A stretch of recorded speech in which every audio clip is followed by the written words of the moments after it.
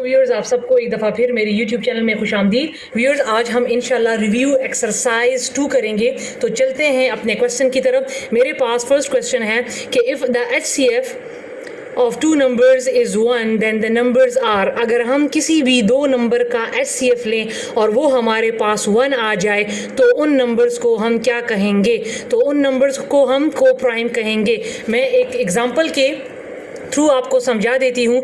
For example, मेरे पास वो दो नंबर हैं 15 एंड 8। आप इसका HCF ले लें।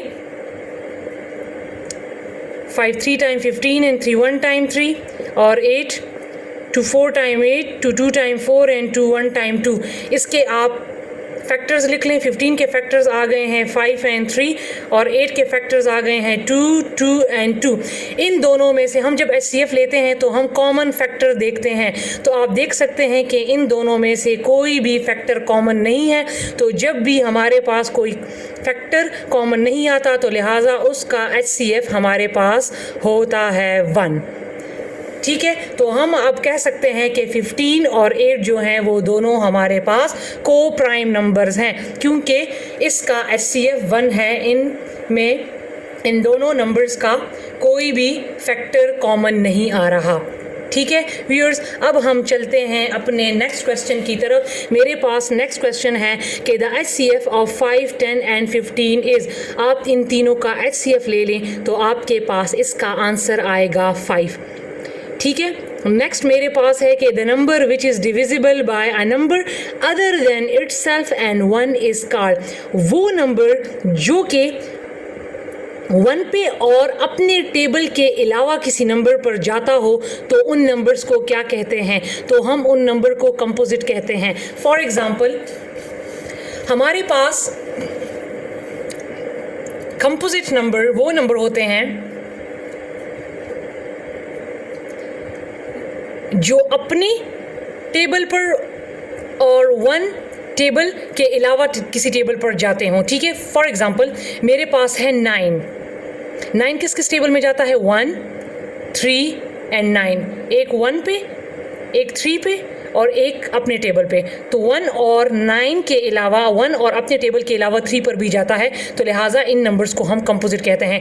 जबकि हमारे पास प्राइम नंबर्स वो होते हैं जो कि 1 एंड इटसेल्फ अपने नंबर पर जाते हों। फॉर एग्ज़ाम्पल, मेरे पास है 3 1 पे जाता है और 3 पे जाता है। मेरे पास है 5 1 पर जाता है और अपने टेबल पर जाता है। तो लिहाजा दीज 2 नंबर्स आर प्राइम, जबकि 9 जो है वो मेरे पास कंपोजिट नंबर है। तो इन्होंने क्वेश्चन में कहा हुआ है कि वो नंबर जो कि 1 और अपनी टेबल के अलावा किसी और नंबर पर जाता हो तो उन नंबर्स को हम कहते हैं कंपोजिट नंबर।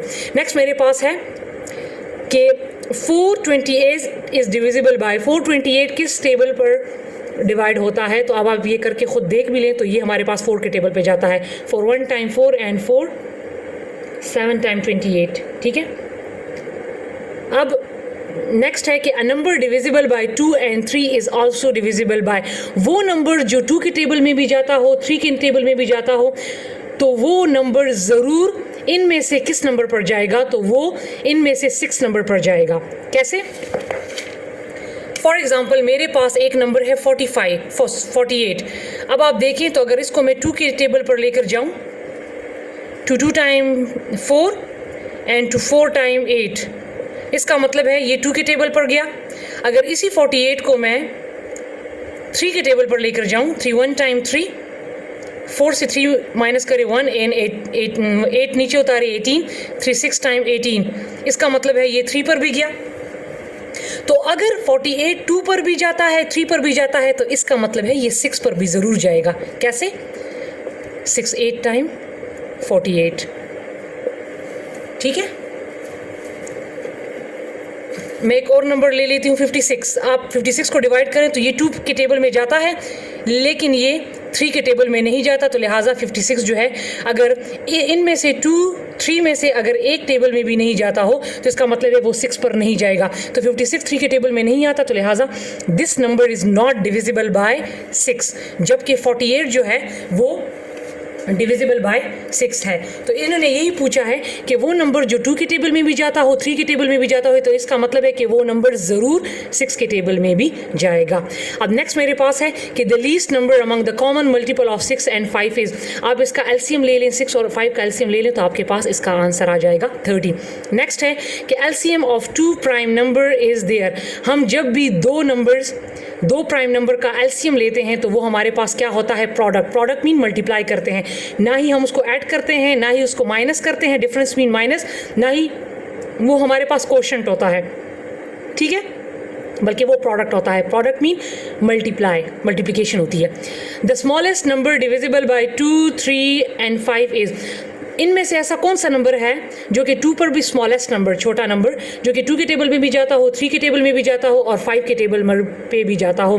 तो अब आप देख लें 60 जो है वो 2 के टेबल में भी जाता है, 3 के टेबल में भी जाता है, 5 के टेबल में भी जाता है, बट ये नंबर जो है ये ग्रेटेस्ट नंबर है, जबकि 30 जो है ये भी 2 के टेबल में भी जाता है, 3 के टेबल में भी जाता है, 5 के टेबल में भी जाता है, ये स्मॉलेस्ट है। तो लिहाजा इसका जो करेक्ट आंसर होगा, इन्होंने स्मॉलेस्ट नंबर का पूछा है, वो होगा 30।